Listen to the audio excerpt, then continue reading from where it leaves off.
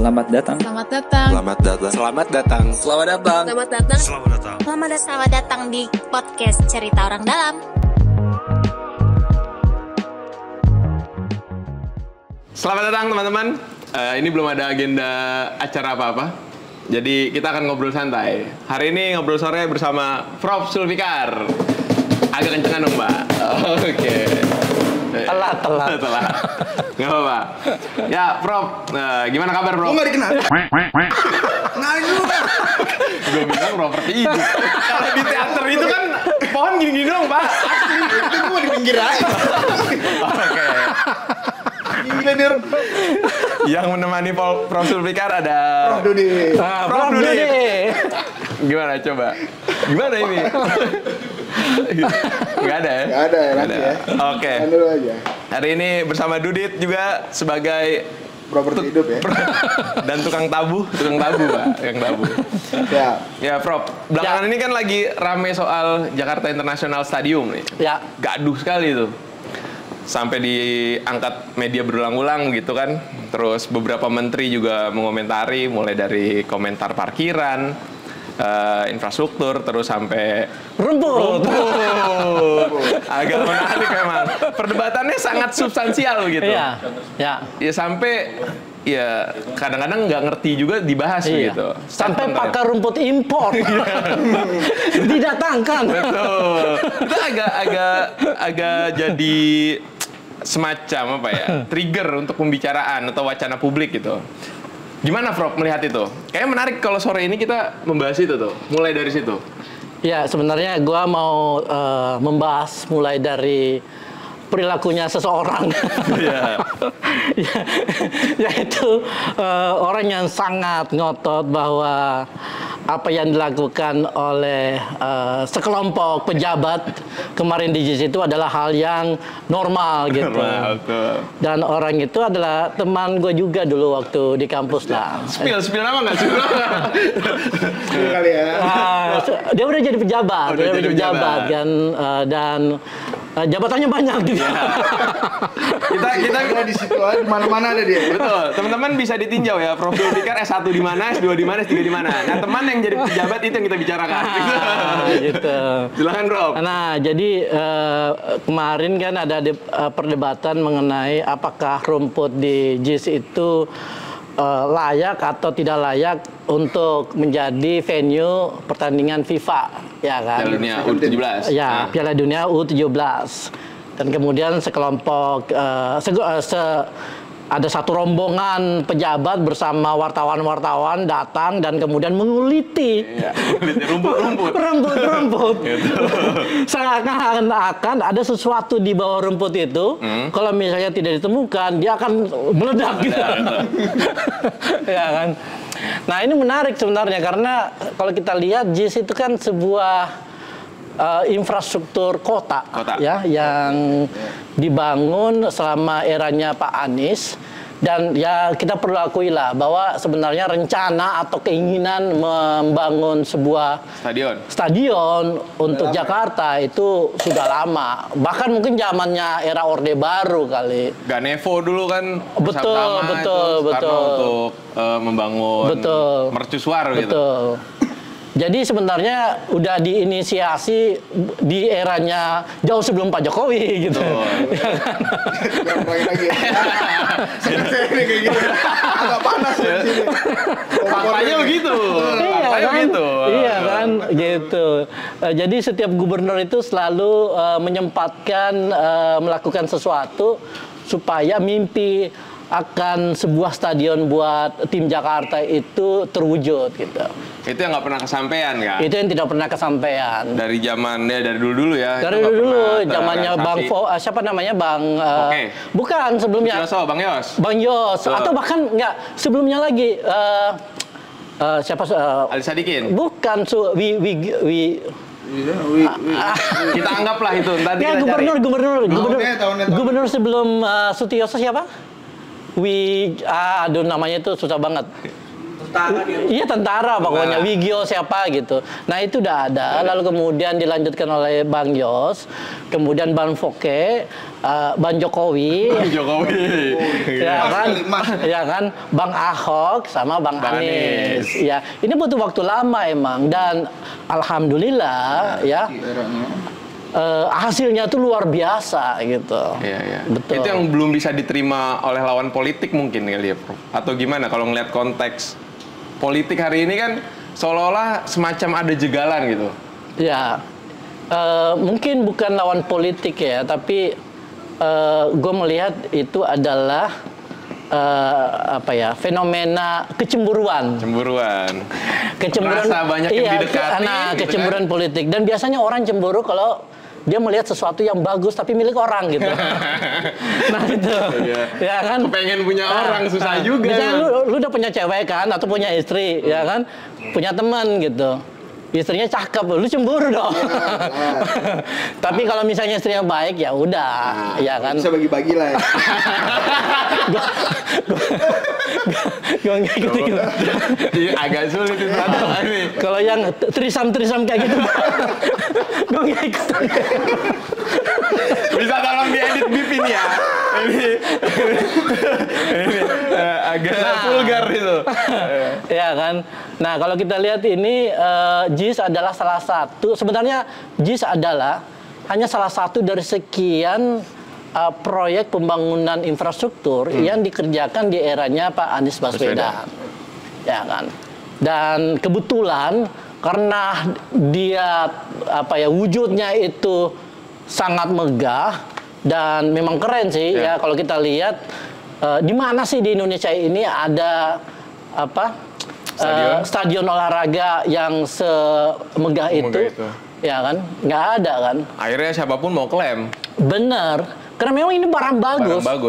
Barang bagus itu selalu dikerubutin oleh orang-orang yang punya ambisi politik. Wah, iya tuh, ambisi politik. Selalu itu. Iya. Memang lepas dari kontribusi mereka gitu. Ya kan, akhirnya semua mengklaim, oh itu diinisiasi di eranya si ini, itu duitnya disetujui di eranya si ini gitu, ya kan. Tapi kan pada akhirnya orang melihat kapan barang itu muncul. Nah, itu kan.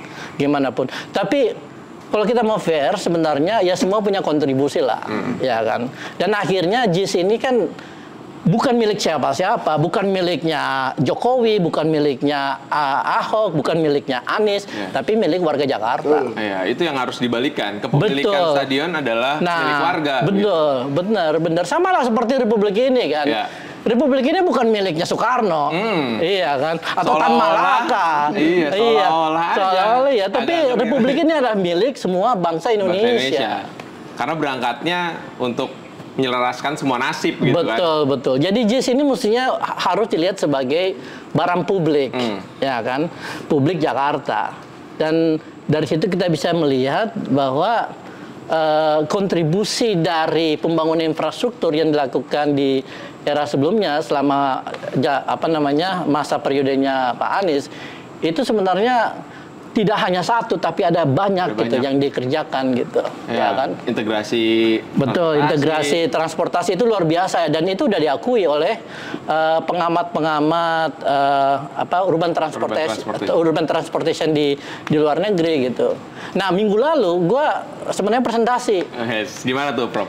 Jadi minggu lalu itu gue presentasi di sebuah kongres akademik namanya International Sociological Association World Congress. Wah, intelektual nih teman-teman, intelektual nih. Internasional nggak kelas ya? Internasional pula kan, lanjut Rob. Nah presentasinya itu di Melbourne. Jadi ya kebetulan kan gue jadi anggota dari ASE ini gitu. Gue presentasi dan ada dua paper yang gue presentasiin, satu tentang artificial intelligence, satu tentang Jakarta. Dan tema dari presentasi gua atau tema dari paper yang gua presentasiin itu adalah collaborative urbanism in Jakarta. Urbanisme kolaboratif. Itu berarti menceritakan bagaimana proses kolaborasi yang ada di Jakarta. Benar. Cuma memang karena waktunya mepet, waktu gue presentasi, karena kan banyak yang presentasi, gue fokusnya ke satu bidang aja, yaitu bidang transportasi. Dan yang ada di situ adalah para ahli-ahli urban, khususnya urban sosiologis ya, dari Meksiko, dari Peru, dari Belanda, dari Amerika, dari Australia, dari Jepang, banyaklah, ada beberapa orang gitu. Dan ketika gue presentasi tentang konsep kolaboratif urbanism, lalu kemudian gue paparin studi kasusnya, tahu nggak studi kasusnya apa? Apa tuh? Jack Linko. Dan mereka kagum banget. Gue nggak gue nggak mengada-ngada gitu. Ketika gue bilang mereka itu kagum karena ada satu pertanyaan dari kolega di Meksiko yang mengatakan bahwa ini konsep bisa banget kita kerjakan di kota-kota lain yang punya karakteristik sama seperti Jakarta. Berarti diakui secara internasional, Prof. Oh iya, sangat. Sebenarnya kan konsep kolaboratif urbanism itu bukan barang yang baru sama sekali. Bukan barang baru. Ya kan, tapi ketika diterapin di Jakarta itu ternyata sangat efektif. Gitu. Karena kota kayak Jakarta ini kan walaupun besar ya dan punya banyak resource, tidak gampang untuk mengelola sistem transportasi seperti yang ada di Jakarta. Iya, berarti memang butuh kapasitas intelektual lebih dalam memimpin. Oh, sangat. Untuk memperoleh kebijakan yang memang tepat. Gitu. Betul. Itu, kita pilih 2024 pemimpin yang punya kapasitas intelektual.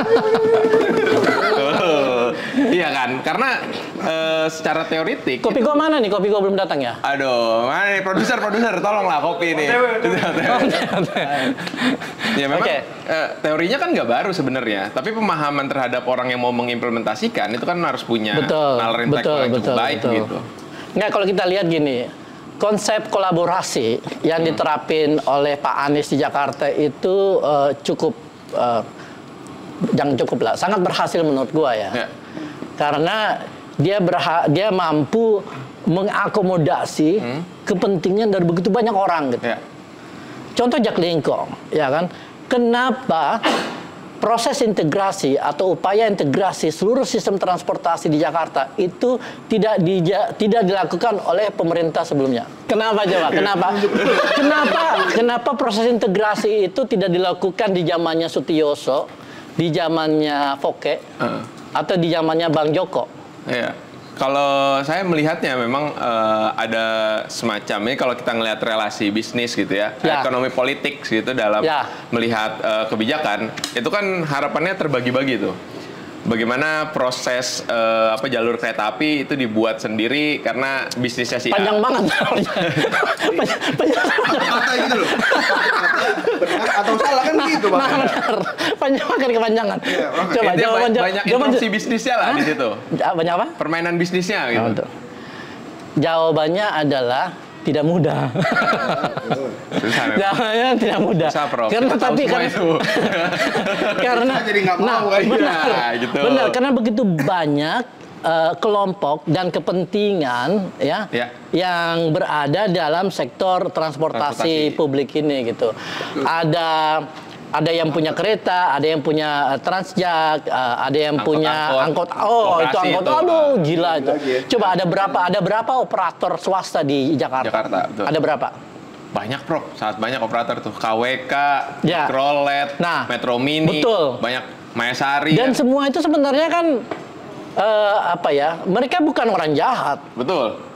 Ya kan, bahwa mereka kemudian memberi servis yang tidak nyaman bukan karena mereka mau, bukan karena mereka itu jahat, tapi karena mereka memenuhi kepentingan mereka.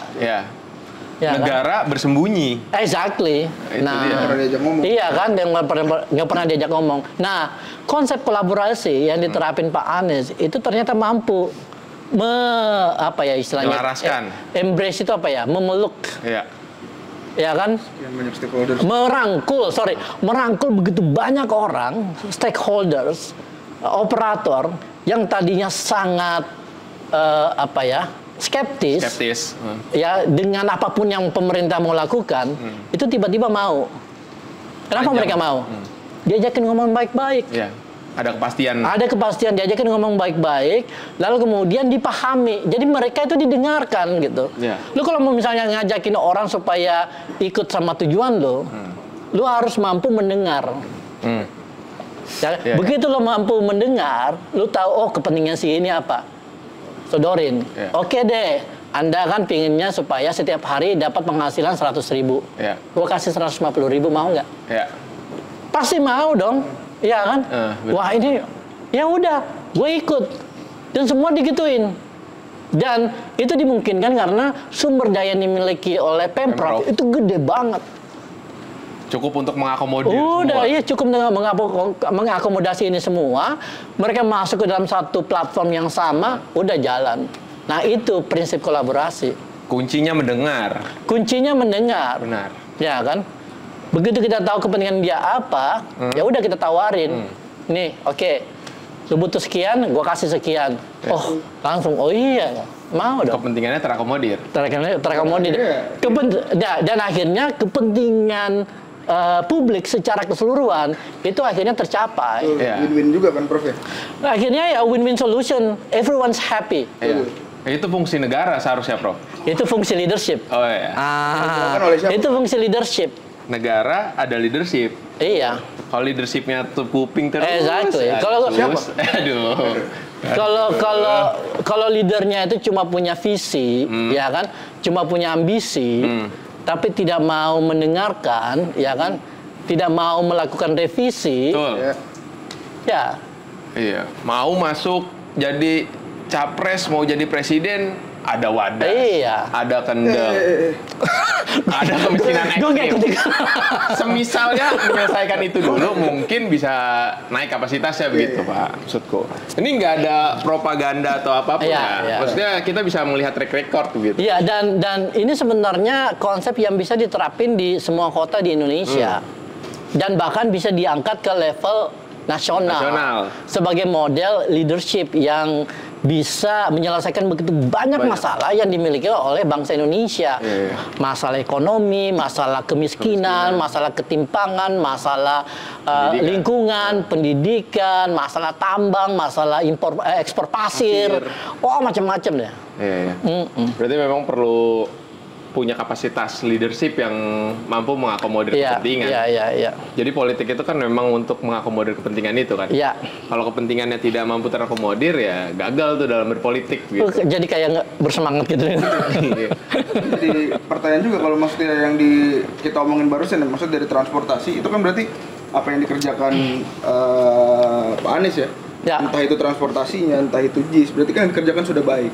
Ya. Tapi apa yang muncul di publik setelah beliau selesai menjabat, entah kenapa pembicaraan tentang apa yang sudah dikerjakan Anies Baswedan di Jakarta konotasi selalu negatif. Ya, nah ini hal yang lumrah sebenarnya di masyarakat demokratis.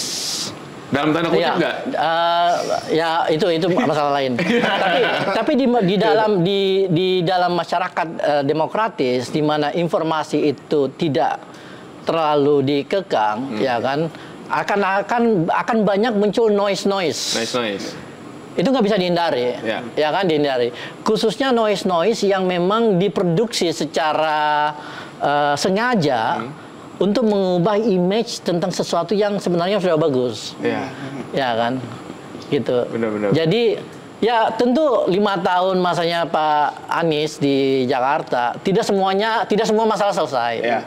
Dan semua masalah yang dicoba selesaikan itu mungkin tidak 80% lah yang benar-benar mencapai target gitu kan. Karena basically tidak ada leadership yang sempurna. Ya, apalagi masanya kan cuma 5 tahun. Benar. Pendek ini, ya kan? Ada yang sebentar lagi 2 periode tapi begitu banyak masalah yang tidak selesai gitu. Kalau arahnya ke situ sih. Saya udah 10 tahun, dia mau 10 tahun. Siapa? Ada. Malah pengen 3 periode pula kan. Itu problem juga. Tapi akhir-akhir kan enggak gitu. Oh, yang 3 periode ya si Jinping maksudnya. Si Jinping gitu. Si Jinping. Aman. Jauh soalnya kan di Tiongkok. Iya, Betul. iya. Nah, kalau ngelihat proses kolaborasi terus bagaimana Jakarta lebih baik lah sekarang dan sangat better. Kemarin ngobrol sama tukang bemo yang Gas Ya. itu, dia ngomong ya Jakarta sekarang udah baik, harusnya dieskalasi gitu, harusnya Betul, ditingkatkan ke betul. nasional. Nah, nih. itu. Harapan kita sebagai Iya. masyarakat kelas bawah menurut Ya, dia ya. perlu pemimpin yang punya kapasitas kayak Pak Anies. Betul. Gitu. Well, tentu kita harus fair juga Ya. untuk melihat bahwa improvement atau perbaikan yang terjadi di Jakarta ini itu bukan hanya atau bukan dimulai pada saat Pak Anies, ya kan? Itu udah jauh sebenarnya. Betul. Jadi studi gua itu nunjukin improvement itu terjadi justru di eranya Pak Bang Yos. Bang Yos. Itu udah mulai itu. Ya. Khususnya Di ketika arti dia, dulu ya. khususnya ketika dia mengambil keputusan yang luar biasa untuk membangun busway. Ya. Oh, itu tantangannya banyak, tantangannya juga banyak, tapi beliau berhasil dalam 1 tahun itu terlihat perubahan yang cukup signifikan dan kemudian akhirnya dilanjutkan. Ya. Ya kan? Nah, ketika masuk zamannya Pak Anies terjadi akselerasi. Ya. Nah, ini dia. Yang baik dilanjutkan gitu. Benar, yang baik dilanjutkan, yang kurang baik diperbaiki. Betul. Gitu. Jadi terjadi akselerasi dan sebenarnya Jakarta udah punya momentum bagus nih untuk terus membaik dan akhirnya bisa menjadi salah satu kota global yang disegani oleh kota-kota lainnya khususnya di Asia. Jadi bisa selevel sama Tokyo, bisa selevel sama Seoul, bisa selevel sama Beijing. Singapura beda lah. Singapura kan city state kan. City state, tuh. Tapi ya bisa selevel lah sama Singapura dan sebagainya. City gitu. global gitu ya. Benar. Kalau ditingkatkan lagi ke nasional ya Indonesia yang akan lebih global. Iya. Dan kalau sudah bagus secara lingkungan, secara sosial ekonomi, kita nggak butuh kota lain, kita nggak butuh bangun kota lain gitu. Maksudnya IKN? Apa itu? Apa itu IKN? Iya, seenggaknya pakai yang sudah ada begitu Iya, kan. dan biayanya jauh lebih murah Jauh lebih dibanding murah. bangun kota baru yang belum tentu berhasil gitu. Iya. Saya kira-kira memang kayaknya kalau misalkan presiden udah 2 periode begitu, kalau jadi gubernur masalah sih nggak masalah sebenarnya kalau mau melanjutkan perbaikan begitu di Jakarta. Bisa aja. Jadi karena kan dia cuma waktu itu, apalagi waktu itu dia kan cuma 2 tahun kan. Iya, 2 tahun. Kurang gitu. Kurang, Jadi kontribusinya benar. kurang. ada 3 tahun lagi kalau mau balik boleh dah. Benar, gitu. benar. Ya, istilahnya itu waktu dia SMP itu cuma 1 tahun nggak selesai. Dia harus balik lagi ulang ya kan supaya selesai SMP-nya lulus SMP masuk ke SMA gitu. Gitu. Kadang-kadang benar. terlalu akseleratif juga salah ya. Benar. Gak menikmati proses gitu. Oke, teman-teman. Itu intermezzo aja, bro. Itu intermezzo aja. Ya, ini kita masuk ke lebih spesifik, Prof. Apa tuh? Ngelihat kondisi politik hari ini. Oke. Ini kan kondisi politik hari ini kan ya setiap mau pilpres, pilkada di daerah-daerah juga gitu kan. Ya. Cukup tegang, panas begitu. Dan seringkali yang narasi yang keluar itu diskredit gitu kan. Diskredit itu kan mencoba apa yang udah dilakukan tapi benar disalahkan gitu. Ya. Bukannya pekerjaannya memang salah. Ya kalau salah itu bukan diskredit lagi, itu memang salah begitu. Ya. Itu bagaimana itu ekosistem demokrasi kalau melihat model medianya begini, Prof? Enggak, sebenarnya gua nggak terlalu melihat ini sebagai masalah besar karena sekali lagi di masyarakat demokrasi negatif campaign itu adalah bagian dari kontestasi, Ya. ya kan?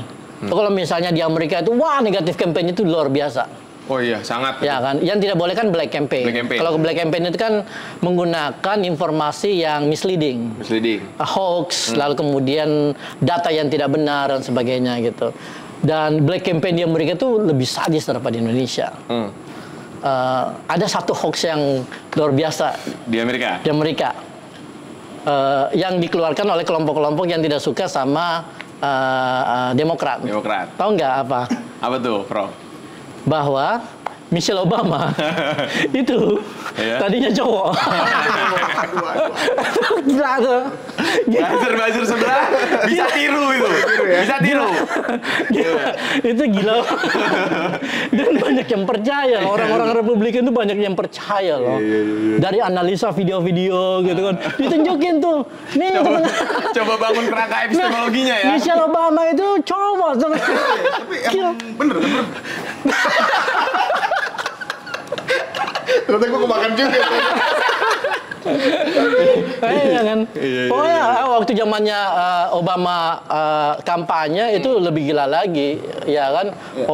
Dibilang Obama itu sudah Muslim lah, udah disunat, kemudian bukan orang Amerika, udah macam. Itu black campaign, ya kan? Yang mestinya harus kita kikis gitu. Tapi kalau negatif campaign, ya, di mana ada satu kesalahan, mungkin kesalahan yang berdasarkan fakta, tapi kemudian di blow up secara tidak proporsional tanpa melihat fakta lain yang sebenarnya bisa menutup fakta ini gitu. Ya misalnya sumur resapan. Ya kan. Proyek sumur resapan itu kan kompleks banget. Tetapi kalau misalnya berhasil, itu powerful banget. Dalam arti gini, bahwa strategi sumur resapan itu jauh lebih murah dibanding strategi pendekatan infrastruktur. Ya kan? Kan untuk menangani banjir misalnya ada beberapa ide lah, tapi ide yang paling mahal itu adalah membangun tunnel di bawah tanah. Ya kan? Seperti yang dilakukan oleh Tokyo. Jadi Tokyo itu membangun tunnel gede banget, aduh gue lupa namanya apa, The D gitu kalau nggak salah ya. Di bawah sekitar 50 meter, 100 meter, gede banget. Jadi kalau misalnya ada air flash flood, itu masuk ke situ dan akhirnya Tokyo aman dari resiko banjir. Tapi itu bangunnya gila itu lebih mahal daripada bangun MRT. Ya kan? MRT tahu nggak berapa biayanya? Capital cost-nya berapa? 8 triliun? Satu kilo itu 1 triliun. 1 kilo 1 triliun ya? Ya. Kita udah 13 ya, 14. Ya, 1 kilo 1 triliun. Nah, membangun tunnel ini bisa lebih mahal. Gitu kan.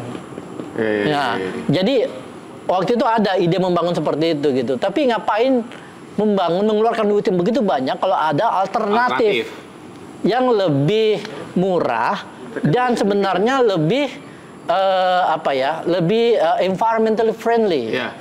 Ya kan? Tapi memang ya tidak tidak sefenomenal big tunnel. Ya kan, istilahnya big tunnel gitu kan. Tapi kalau berhasil, jauh lebih baik gitu, ya kan. Cuma memang mengerjakannya tidak gampang. Dan karena itu butuh kolaborasi. Karena ini melibatkan begitu banyak orang, ya kan. Tapi kemudian memang ada beberapa pengerjaan sumur resapan itu yang kurang baik, ya kan. Mungkin karena masalah pengawasan dan sebagainya gitu. Tapi dari semua minor lah itu. Iya, dari semua yang dikerjakan itu mungkin ada 10% lah yang jelek. Nah, ini yang diekspos. Ini yang diekspos, ya kan? Yang sumur resapan. Bad news is good news. Exactly. Ya kan? Jadi kembali ke pertanyaan lo tadi, ya kan? Jadi ada satu noda kecil yang kemudian diekspos seakan-akan itulah fakta yang sebenarnya gitu, tanpa melihat fakta-fakta yang lain gitu. Dan itu tipikal banget di dalam teori-teori media itu istilahnya diversion. Ya, diversion itu udah sangat lazim gitu. Ya kan? Diversion itu adalah ketika lu pegang kamera gitu ya. Lu atur supaya seakan-akan yang muncul itu adalah fakta yang tidak sebenarnya gitu. Ya kan? Iya. Itu teori-teori media ya? Iya, teori-teori media itu udah lazim banget, itu dipakai sama konsultan-konsultan politik gitu. Iya, jadi kita tidak heran ketika ada narasi-narasi negatif. Ya memang presentasinya kecil tapi itu yang terus di blow up. Betul. Dan jangan terlalu baper juga sebenarnya. Iya. Sebagai pendukung misalkan itu fan-fan aja. Iya. Tapi yang nggak jadi fair itu kan ketika secara kuasa gitu kan, itu juga ikut bermain dalam media-media gitu. Benar. Yang akhirnya teramplifikasi itu jadi permasalahan yang besar. Padahal ya minor sebenarnya. Iya. Saran gue sih buat orang-orang, walaupun mungkin tidak gampang ya, kalau mau menilai satu atau mengevaluasi kinerja dari satu pemerintahan, mestinya kita merujuk kepada data-data yang disediakan oleh institusi yang kompeten maupun pakar atau ahli yang mendalami bidang itu gitu. Jadi kalau misalnya kita ingin tahu seberapa besar sih efek dari sumur resapan di Jakarta dalam rangka mengurangi resiko banjir, ada datanya. Based on data. Iya. Cuma kan kemudian data itu kan angka-angka kan, tidak semua orang paham kan. Iya. Ketika ada satu foto muncul, ya kan, ada sumur yang jeblok gitu, wah seakan-akan inilah yang terjadi di semua. 27.000 titik jebol semua nih. Gitu. Kalau nggak salah dengar juga sumber resapan ini dipakai juga kan pada akhirnya di IKN ya? Iya, karena itu memang konsep masa kini. Betul. Hampir semua kota pakai itu. Iya. Sumber resapan. Nah, kenapa di IKN mereka pakai sumber resapan? Karena mereka jauh dari laut. Iya. Kalau mereka bisa aja, ya kan bisa aja mereka bangun tunnel gede, ya kan, untuk membuang air bah gitu, ya kan. Tapi kan nggak bisa kan. Lagian mereka juga kan berada di wilayah hutan kan, di wilayah hutan kan. Air itu harus diserap ke bawah. Kalau enggak ya resiko banjirnya semakin tinggi. Jadi konsep sponge city itu yang diterapin di banyak kota, dan sponge city ini bukan ciptaannya Anies, bukan ciptaannya Ahok atau siapa. Ini ciptaan dari para pakar emang. Konsep urban gitu. Iya kan, konsep urban gitu. Yang kemudian diterapin oleh di IKN karena itu yang paling pas. Ya, gitu. itu ngelihat cara pandang dari orang-orang yang mau maju politik kan seolah-olah sumber resapan adalah Anies Baswedan. Bener. Ya. Pada zamannya Jokowi juga ada sumber resapan. Betul. Iya, zamannya Foke juga ada sumber resapan. Untuk memperbaiki tata kelola tanah kan. Nah, benar. Tapi betul. Tapi di zamannya Pak Anies, ya kan, dengan komitmen politik dia memilih untuk memberi sumber daya yang lebih besar dan perhatian yang lebih khusus ke strategi dan pendekatan sumber resapan. Begitu. Karena basisnya intelektual, ya pakai cara-cara benar. intelektual. Benar. Jadi nggak asal pengen siapa atau based on viral gitu. Iya. Pendekatan hari ini kan kebijakan itu diambil ketika viral, Prof. Itu agak ngelindur juga sebenarnya. Jadi kan sangat reaksioner kan, tidak memperhitungkan kembali dan lain-lain. Dan itu jadi hampir seluruh pejabat tuh ngambil kebijakan karena viral kan. Ini yang agak sulit juga. Sebenarnya pejabat itu bukan mengambil kebijakan karena viral, tetapi untuk menghindari sesuatu yang sudah terviral kan, menghindari dampak buruk atau menjadi mendapatkan image yang lebih buruk akibat sesuatu yang dia buat, suatu kesalahan yang dia buat yang kemudian menjadi viral di mana-mana gitu. Soalnya kalau satu viral nanti masalah-masalahnya kebongkar semua. Benar. Kayak gitu semua. Benar. Sebenarnya juga pengennya baik-baik gitu kan. Iya. Cuma kadung punya masalah banyak, ya akhirnya menutupi. Benar. Nah, itu konsekuensi dari leadership yang tidak mau mendengar dari awal. Benar. Ya kan? Selalu tutup kuping. Kalau tutup kuping. Ketika udah dibicarain sama orang-orang di medsos baru panik gitu. Panik. Oh ya. Itu Gitu. juga dengar nggak dari kuping sendiri, Bro? Dibukain dulu. Oi. Baru. Benar. Tapi Ada yang salah nih. Salah ternyata. Salah ternyata. tapi ya medsos itu memang powerful gitu. Ya. Ya, penguasaan new media gitu ya. Ya, dan itu milik setiap orang, siapapun gitu kan. Mau selebriti, mau tukang beca, tukang bubur, ya kan. Siapa aja bisa gitu, akses itu gitu. Nah, Prof, tadi kita udah ngomongin city kolaborator ya, urbanism kolaboratif. Kolaboratif urbanism Gitu kan. Terus ngomongin soal politik gitu. Nah, kecenderungan hari ini, Prof. Ya. Kalau orang-orang tuh banyak ngomongin hal-hal baik. Ya. Hal-hal baik ya. Setiap presiden pasti di tampilan ke medianya tuh hal-hal yang sudah dicitrakan baik gitu. Ya. Nah, kita coba ambil perspektif yang beda. Ya. Ambil perspektif masalah-masalah. Oke. Ya, masalah-masalah ini nggak cenderung jadi diskusi publik sebenarnya. Hari ini kan kita ngomongin, wah baiknya ini. Padahal dalam kebaikan-kebaikan juga ada masalah. Kalau kita mau ngomong fair ya pasti banyak masalah gitu. Konteks masalah hari ini kan lingkungan hidup nih, Prof.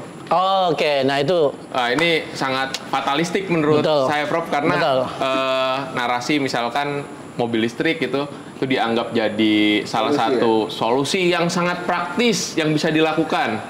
Padahal yang dapat subsidi ya orang-orang yang punya uang aja gitu. Tidak pada substansinya. Terus pakai listrik pula yang masih pakai batu bara. Itu kan agak kontraproduktif. Bagaimana nih Prof buat teman-teman warga kita ini memahami konteks itu?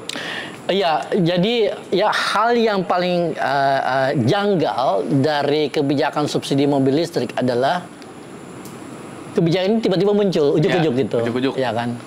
Dari mana sebenarnya gitu? Kenapa tiba-tiba pemerintah menganggarkan 80 juta rupiah dari APBN untuk membantu orang kaya membeli mobil listrik? Ya kan? Dan dalam 1 tahun itu sekitar 4 triliun tuh subsidi. Subsidi datang dari mana? Dari APBN. APBN datang dari mana? Dari pajak yang kita bayar. Ya kan? Nah, itu kan perlu ada akuntabilitas dari pemerintah untuk menjelaskan kenapa mereka mengambil keputusan atau kebijakan seperti ini itu. gitu. Penjelasannya kan sebenarnya banyak. Salah satunya itu adalah bahwa Pulau Jawa ini sebenarnya oversupply listriknya. Oversupply, iya. Ya kan, karena mungkin karena tidak ada perencanaan yang matang atau mungkin juga sebuah kecelakaan juga sih. Jadi kalau kita lihat awal tahun 2000-an Indonesia itu mengalami krisis listrik. Krisis listrik. Ya, energi krisis lah ya, krisis energi lah pada saat itu gitu kan. Ada beberapa faktor lah. Lalu kemudian akhirnya pemerintah mengupayakan supaya suplai listrik itu bertambah. Dan gue ingat banget, kebetulan waktu itu gue melakukan penelitian tentang energi nuklir. Energi nuklir. Ya kan, 2000-an lah. Ya kan. Dan ada satu semacam apa istilahnya ya, semacam kaidah yang dipercaya oleh pembuat kebijakan pada saat itu, bahwa untuk mendorong pertumbuhan 1%, suplai listrik harus dinaikin 2%. Nah, saya nggak tahu apakah itu benar-benar akurat ya atau apa. Tapi intinya gitu. Lu kalau mau mendorong pertumbuhan ekonomi, lu harus mendorong suplai listrik dulu. Gitu kan. Dengan asumsi bahwa ketika listriknya bertambah, ya kan, industri-industri akan masuk ke dalam, kemudian akhirnya tumbuh, menambah jumlah lapangan pekerjaan dan sebagainya, dan akhirnya ekonomi tumbuh. Gitu. Ya kan. Nah, dan itu dilakukan di eranya Pak Jokowi. Begitu Pak Jokowi masuk, ya kan, langsung ada program 35 gigawatt. 35 gigawatt. Ya kan, dan sebagian besar itu memang di Jawa. Ya kan. Kalau kita lihat memang elektrifikasi kita di seluruh Indonesia itu sekitar udah 90% lah. Tapi kalau Jawa itu paling tinggi memang. Walaupun ada beberapa daerah terpencil yang belum terjamah, khususnya termasuk di desa tempat penari KKN itu gitu. Timur ya? Jawa Timur ya? Banyuwangi. Itu fiktif apa bukan sih? Itu fiktif apa bukan? Nggak ada yang begitu. Tapi nggak ada listrik kan di situ kan? Makanya mandinya gitu pakai lilin gitu. Nah itu, memang ironis. Jawa itu maksudnya udah 100% electrified gitu. Anyway, nah akhirnya didorong lah pembangunan pembangkit listrik di Jawa, dan kemudian belakangan ketahuan kalau ternyata oversupply. Nah, oversupply ini mungkin karena mereka terlalu overestimate kebutuhan, sehingga mereka ini, atau ada kepentingan politik ekonomi. Wah, itu menarik ya, kan? Bagaimana membaca relasi ekonomi politik itu?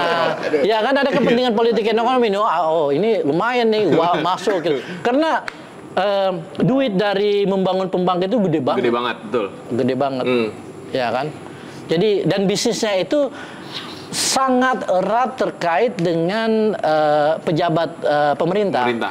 Karena untuk dapat izin, kemudian dapat dapat pinjaman dan sebagainya, itu membutuhkan konsensi.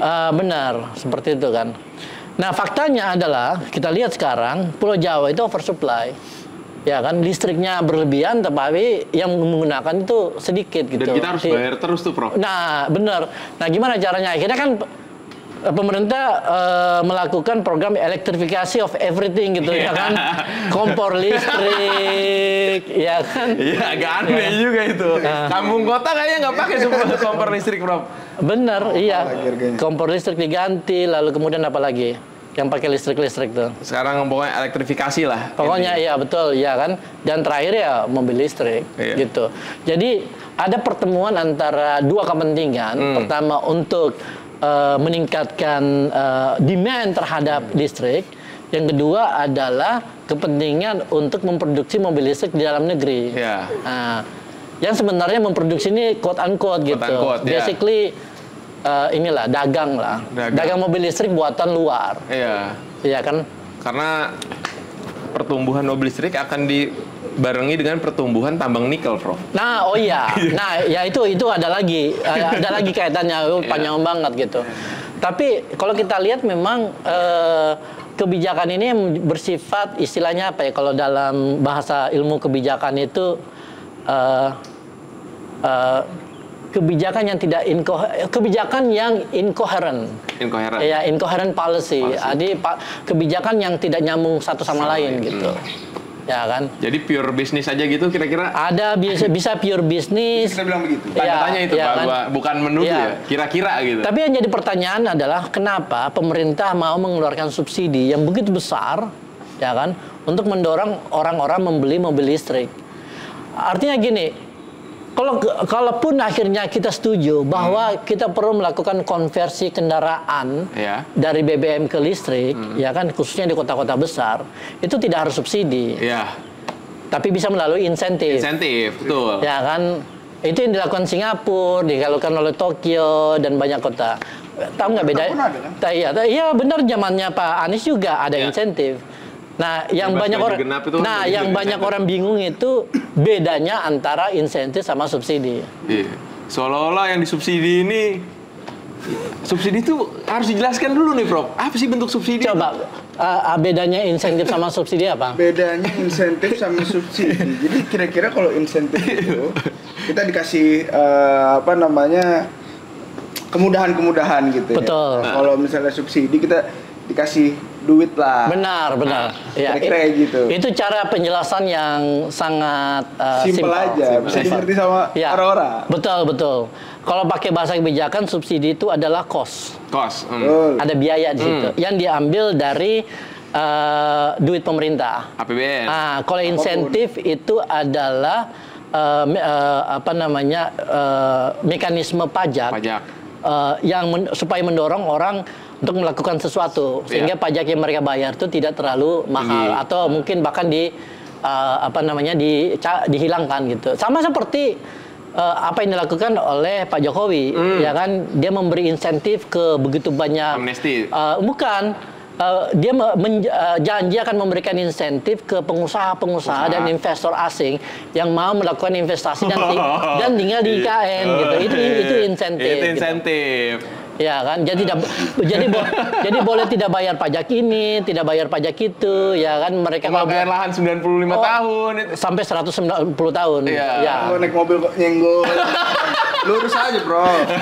Ini nyenggol. Ini bicara real ya. Ini bicara realnya. Ini jalan lurus ini. Ini jalan lurus ini. Nah, seperti itu. Iya.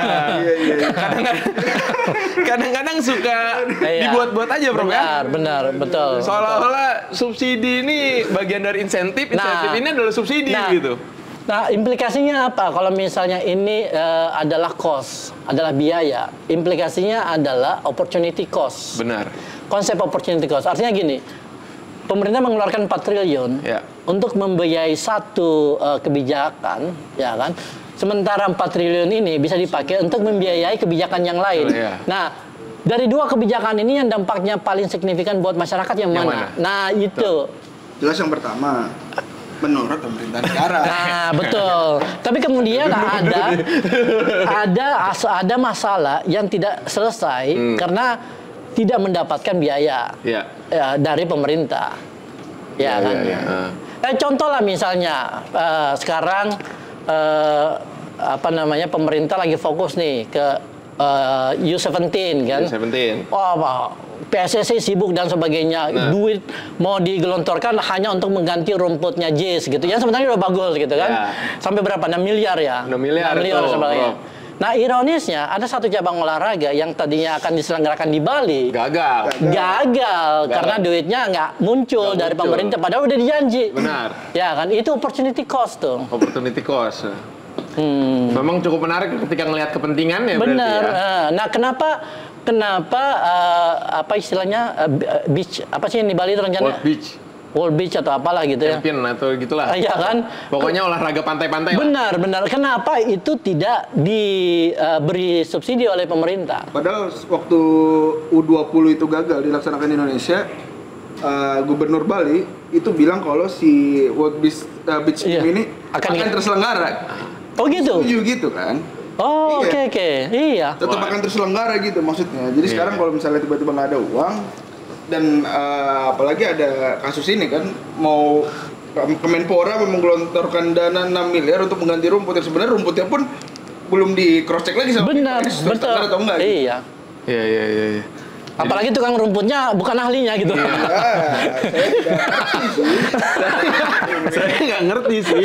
Tapi coba buka-buka, saya nggak ngerti ya. Iya, Bongkar. tapi kan ironis gitu. Ada sebuah event internasional olahraga yang mestinya akan banyak didatangi orang, khususnya Income untuk khususnya wisman ya kan, Bali lagi. yang akan disangkakan di Bali itu dalam waktu 1 bulan last minute cancel. Gitu.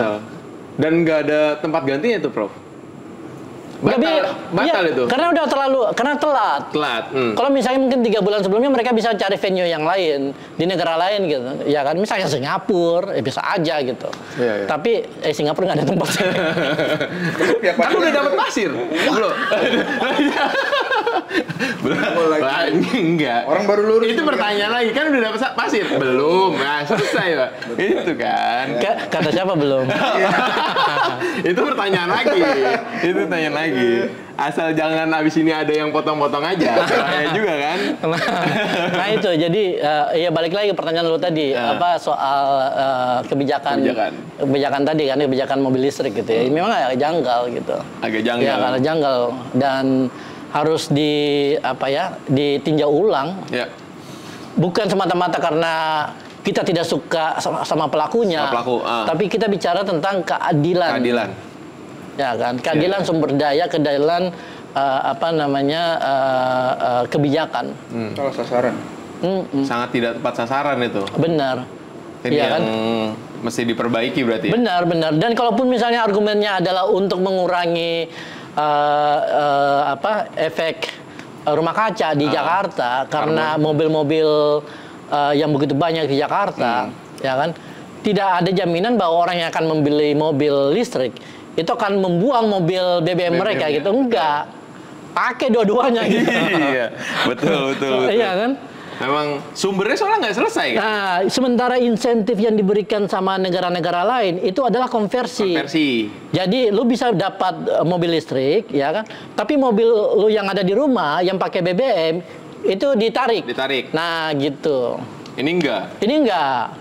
Beli aja, nanti saya tambahin uangnya. Benar. Nah, itu dia gitu. Nah, itu ya kan nggak make sense kan? Nggak make sense, betul. Ya kasihan lah. Duit-duit itu kan sebenarnya bisa dipakai untuk mendorong peningkatan itu kemiskinan ekstrim. Iya, masyarakat, iya, dan khususnya generasi milenial lah. Iya, benar. Yang saat ini sekarang mengalami banyak masalah, pendidikan, akses pekerjaan dan sebagainya gitu. Iya. Kita Ya kan? perlu mendorong keadilan antar generasi. Oh iya, ini gen milenial, ini belum lagi Gen Z nih. Benar. Gen Z ini cerewet banget kan? Wah, kacau Iya. ini. Tapi mereka punya hak gitu. Iya. Mereka punya hak untuk menuntut supaya ketika mereka cukup dewasa, ya kan, mereka akan mewarisi sebuah negara yang mereka bisa banggakan dan mereka bisa jadikan tempat hidup yang layak gitu. Untuk Gen Z, kalian tahu harus apa? ketika mau diwariskan kekacauan, ya silahkan saja. Benar, iya ketika kan? mau diwariskan hal-hal yang baik, ya tahu harus pilih siapa, Iya. begitu kan? Coba kebayang kalau Gen Z sekarang paling tua berusianya berapa? 23 ya? Ya, 23 ya kan? 15 tahun lagi mereka sekitar 30 ya late 30s gitu.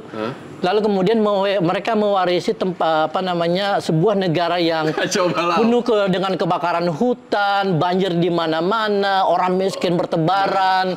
Lu mau nggak hidup di negara seperti itu gitu? Gen Z Jaksel, Prof. Hari ini udah pada bingung, Prof. Karena ini apa sih namanya kalau keluarganya rusak itu, Pak? Broken family itulah, broken home gitu kan. Apalagi ditambah masalah-masalah tadi. Oh iya. Maka dari itu Gen Z ke Prof Sulfikar. Silakan tanya. Iya Kak, kalau kita mau diwariskan suatu yang baik gitu kan, Betul. untuk kehidupan Betul. kita selanjutnya Ya. ya, maka dari itu kita juga mesti melek terhadap Dan politik hari sebenarnya ini. kalau kita lihat ya perjalanan bangsa Indonesia selama sejak kemerdekaan lah ya sampai sekarang gitu kan. Kita berangkat sama-sama dari kemiskinan. Benar. Kita bandingin bangsa Indonesia sama bangsa-bangsa lain Ya. gitu. Ya tentu ada bangsa lain yang lebih parah dari Indonesia. Kita nggak perlu bicarain lah. Ya. Dan mungkin itu bukan salah mereka, mungkin salah penjajah gitu juga kan. Sebagainya. Dan kita lihat bangsa Indonesia sebagai salah satu bangsa di Asia yang sekarang lagi emerging gitu. Kemudian bandingkan dengan Malaysia, bandingkan dengan Singapura, bandingkan dengan Korea ya, bandingkan sama Thailand. Tinggal ya. Semuanya itu sama-sama miskin di tahun 60-an. Ya. Betul. Ya kan? Berangkatnya sama, Berangkatnya sama, ya kan? miskin semua. Tapi kemudian kalau kita lihat Korea itu income per kapitanya udah 30.000 lebih. 30.000, 33 Ya kan? ya. Kemudian Malaysia itu sekitar 13.000. 13.000. Ya kan? Indonesia 4.000. Ya ada kenaikan memang kalau kita lihat 20 tahun yang lalu. Tapi kenaikan ini menjadi relatif ketika kita bandingkan dengan negara-negara lain. Ya kan? Nah, yang jadi pertanyaan kenapa Indonesia itu kenaikannya itu lamban banget, kasihan gitu loh. Cenderung statis malah. Bener. Gitu. Itu kira-kira kenapa? Sebuah negara kan. Sebuah negara gini kira-kira. Lambat gini. Pertumbuhan individu pejabat yang begini. Nah, itu kan. Itu. Paling akurat. Ini penjelasan paling akurat. Gue senang nih. Akurat itu. Ini bisa jadi paper. Ini lambat. Bisa ya benar. Ini Nah, individunya nih, pejabatnya. ini Ada negara, ada pejabat negara. Itu, Pak. ini kalau ditulis jadi paper langsung terbit di jurnal Scopus. Waduh. Q1 lagi ya? Q1 lah, Q1. Red 10 lah. Nah, itu. Kirain lu nggak tahu soal Q1, ternyata tahu ya. Gini-gini S2 ilmu lingkungan, Oh, bro. gitu. Buset. Tadinya gue udah mau bilang Q tapi pikirnya takutnya lu nggak paham gitu. Scopus aja yang general ya. Itu bukan kriminal. Menarik nih. Negara yang sama-sama miskin, Nah. Indonesia di sini, yang lain udah pada ke atas. Benar. Nah, sekarang kan Pak Jokowi itu sedang sibuk membuat satu narasi bahwa Indonesia itu cuma punya waktu 13 tahun 13 tahun. untuk memanfaatkan bonus demografi. Iya. Bonus demografi. Tahu mau jadi apa? Ini semua nih, bonus demografi semua nih. Ya kan? Benar. Ya kan? Yang kalau tidak dikelola akan jadi bencana demografi gitu. Betul. Ya kan? Dalam arti akan banyak aja nih orang tapi nggak tahu mau ngapain. benar. Kalau tidak tahu mau ngapain kira-kira? Kira-kira apa yang terjadi? Wah, kayak Prancis sih, Prof, tapi bayanginnya. Ya. Apa chaos? Revolution. Betul. Dan ada beberapa negara-negara di Amerika Latin yang gagal memanfaatkan bonus demografi mereka, yaitu stagnan dan akhirnya banyak yang terserap di kegiatan-kegiatan kriminal. Iya, Gitu. iya. Balik lagi Gen Z, ketika Anda mau chaos di tahun yang akan datang, jangan lupa. Ya kan? Nah, jadi masa yang kita punya sekarang itu cuma pendek 13 tahun. Sangat Sangat kan. Jadi gue setuju banget dengan Pak Jokowi. Ya. Kali ini setuju. Setuju banget bahwa kita harus Lalu, Bro, setuju nggak? Jadi Gen Z. Jadi bingung kan? Gue setuju. Iya, setuju nih. Iya, Bro. Setuju. Saya juga setuju sama Pak Jokowi sebenarnya. Enggak. Jadi itu adalah analisa yang faktual gitu ya. Dalam arti memang Indonesia cuma punya waktu sekitar 13 tahun untuk memanfaatkan bonus demografi. Karena setelah itu, ya kan kurvanya akan turun. Ya. Momentumnya udah nggak ada. Iya kan? Ketika kurvanya akan turun, susah banget. Kecuali kalau misalnya lu dorong tuh bikin anak terus. bikin terus. Pusing BKKBN ini, Bro. Pusing. Ya. Ada solusi tadi. Ketika bonus demografi gagal, jangan lupa. Jadi kalau Gen Z sekarang ya yang tidak mau pusing Pak. tidak Gen Z sekarang kalau tidak mau pusing pada saat mereka tua karena tidak ada pensiunan, karena tidak ada uang pensiun, bikin anak aja. Itu akan selinear sih kalau masih nganggur kan di rumah petakan ngapain lagi, Pak? Iya. Iya kan? Iya kan? Solusi yang Lu konkret itu. Lu punya anak 12, ya kan? Yang Januari telepon, ya kan? Yang anak pertama Januari, ini kapan nih transfer? Besok yang Februari. Februari lagi. Jadi aman tuh. Kayaknya untuk genset itu paling relate itu, Pak. Yang mageran gitu-gitu kan, itu paling Iya kan? cocok itu. Tapi kalau kita menuju ke sana kan kita tidak menjadi masyarakat yang sehat kan, Benar. tidak produktif. Kayaknya emang nggak beradab. Emang. Ya hidup itu kualitasnya buruk, Kualitas buruk. ya kan. Dan kondisi sosial juga jadi sangat tidak nyaman. Sangat tidak gitu. nyaman. Kita akan balik lagi ke masa-masa penjajah, Pak. Bisa jadi. Bisa jadi. Gitu. Jadi ya intinya 13 tahun ini itu adalah masa di mana kita harus memastikan bahwa yang memimpin itu adalah orang yang tahu mau ngapain dengan tepat. Seperti Singapura itu kan tahu Lee Kuan Yew. Oh, Singapura itu luar biasa emang. Mereka sudah memprediksi dan mempersiapkan pembangunan mereka 50 tahun ke depan. Tapi mereka kan juga diuntungkan oleh kondisi politik yang stabil. Stabil. Gitu. Itu yang tidak kita miliki di Indonesia. Tapi paling tidak dengan sistem politik demokratis, ya kan, di mana setiap orang itu memiliki hak untuk berbicara. Ini sebenarnya bisa jadi modal kita untuk menjaga stabilitas politik, ya kan, yang baik gitu. Jadi jangan sampai ada orang, ada kelompok yang dibungkam, ya kan, karena ngomong. Padahal itu penting banget. Karena intinya gini, di dalam ilmu sosiologi, tidak ada satu pemerintahan pun yang tidak pernah berbuat kesalahan. Dalam konteks ilmu sosiologi? Ya. Tidak ada pemerintah yang begitu sempurna, sampai akhirnya mereka tidak membuat satu kesalahan. Tidak ada. Tidak ada. Karena proses sosiologis terus mau dari eranya Babilonia, kemudian eranya Fir'aun, kemudian eranya Romawi, all the way sampai sini, itu tidak ada pemerintah yang tidak pernah melakukan kesalahan. Yang jadi pertanyaan sekarang adalah bagaimana mengkoreksi kesalahan itu. Nah, koreksi tidak akan pernah terjadi kalau mereka tidak pernah merasa bersalah. Nah, jadi harus mendengar. Jadi harus mendengar. Ketika pemerintah merasa benar terus, betul. Ini akan gagal terus. Apalagi ketika mereka membawa puluhan wartawan gitu. Wah tuh, kejis pula. Iya. Nah, Prof, terakhir nih, Prof. Gue nyari kesalahan orang gitu. Gue nyari. Ini terakhir nih, soal Gen Z dan pemuda kan. Karena kita dinilai jadi ceruk suara, Prof. Kalau kita ngomong soal 13 tahun adalah waktu demografi ini, bonus demografi ini, berarti kan kita harus menentukan sekarang. Betul. Wejangannya untuk teman-teman muda.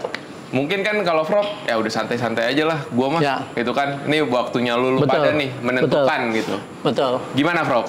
Buat Gen Z? Jawabannya simpel, ya kan. Carilah pemimpin yang udah ketahuan 5 tahun ngapain sebelumnya gitu. Iya. Anda tahu harus pilih siapa? Ya kan. Apa? 5 tahun memimpin siapa? Iya, gitu.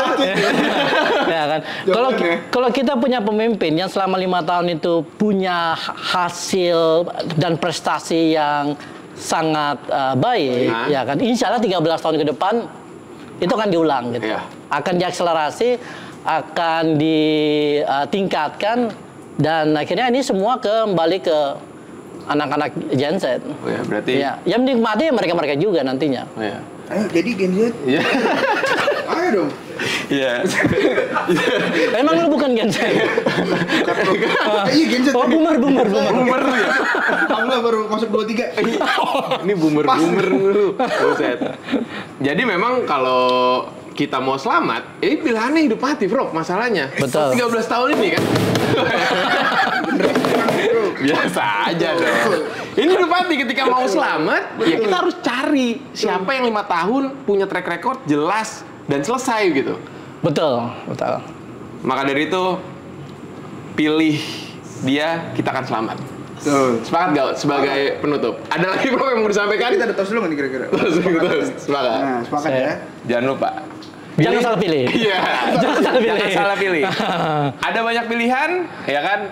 Dua periode misalkan, itu ada Wadas, ada Kendeng, dan masalah kemiskinan ekstrim. Banjir pula kan, Demak tenggelam, dan lain-lain.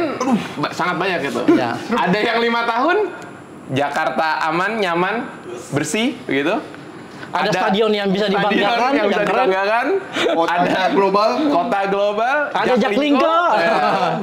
Yang satu lagi kita lihat food estate, gimana singkong dan lain-lain. Kita akan seperti apa itu ke depan? Ya itu masih kita lihat. Ya. Yang penting jangan salah pilih teman-teman. Mungkin terima kasih. Kalau salah pilih bisa hilang loh. Anda mau makan singkong atau makan nasi? Terima kasih Prof. Zulfikar udah mampir. Thank you Dudit tabungannya. Jangan kemana-mana, kita balik lagi di season yang akan datang. See you guys. Okay.